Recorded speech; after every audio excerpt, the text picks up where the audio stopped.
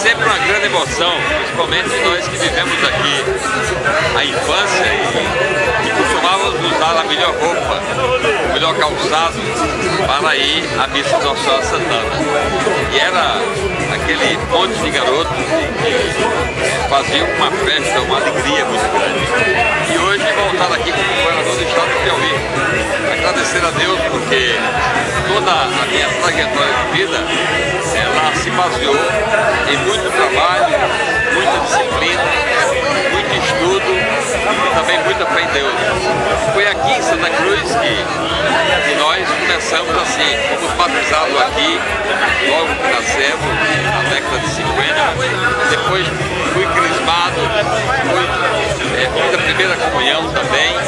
Então é uma história de muita fé, de muita crença e muita confiança em Nossa Senhora Santana. Somos devotos de Nossa Senhora Santana.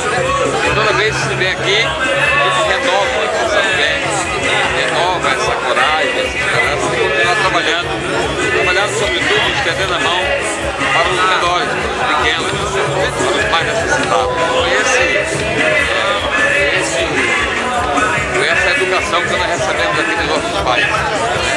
Educação que não é só nossa, mas que é de todos aqueles que nasceram aqui